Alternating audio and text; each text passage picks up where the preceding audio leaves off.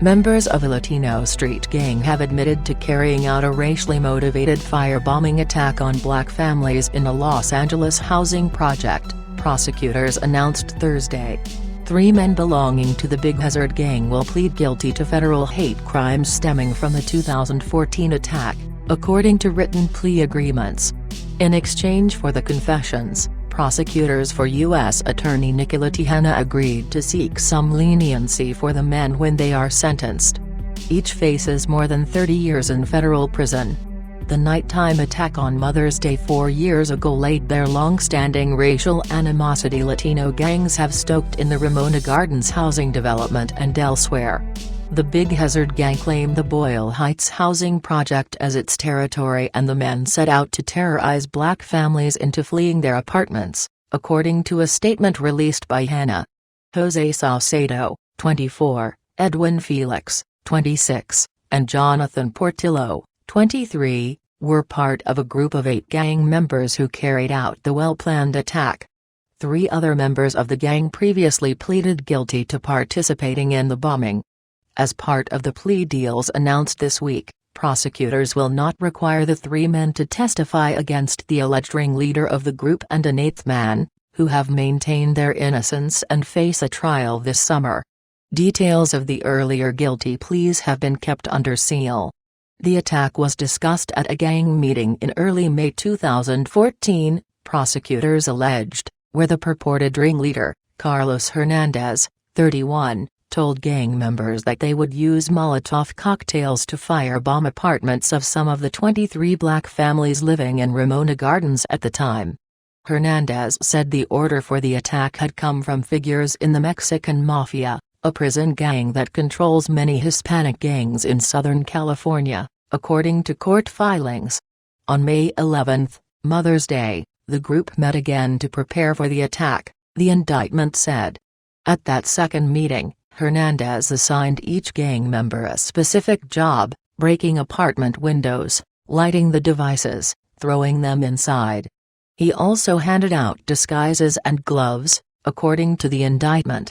Prosecutors allege the men didn't carry cell phones to prevent police from tracking their movements and purposefully avoided security cameras as they sneaked up on their targets.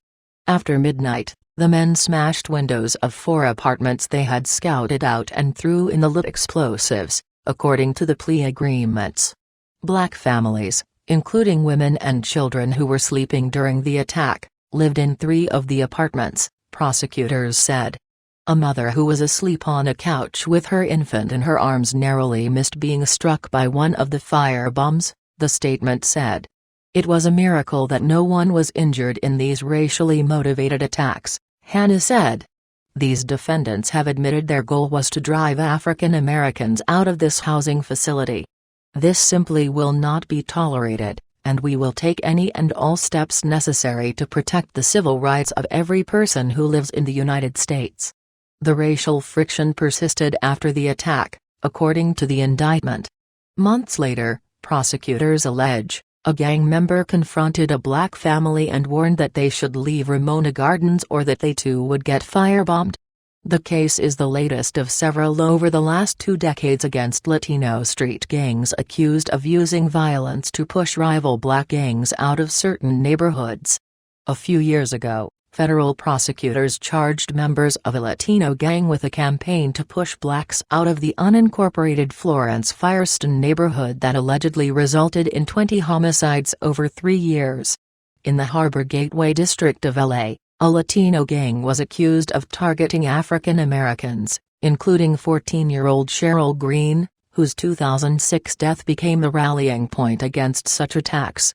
And members of a Latino gang in Highland Park were convicted of a series of assaults and killings in the early 1990s. In Ramona Gardens, the Big Hazard gang tried to keep blacks out for more than a generation.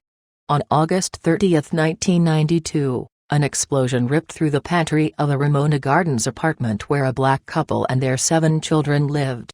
Another black family across the street had been attacked minutes earlier. At the time, 7 black families lived in the project. After the attack, they left. For the next 2 decades virtually no blacks lived at Ramona Gardens. Big Hazard had deep connections to the Mexican mafia, which directed attacks on blacks, authorities allege. Eventually, black families started moving back to Ramona Gardens, a sign of progress in a community and a city that was working hard to put the violence of the 1990s behind it. Then came the 2014 attack. At least one resident said at the time that she would ask for an emergency transfer out of the complex. Others insisted they would stay. In late 2016, about 4% of the nearly 1,800 people living at Ramona Gardens were black, according to most recent figures available.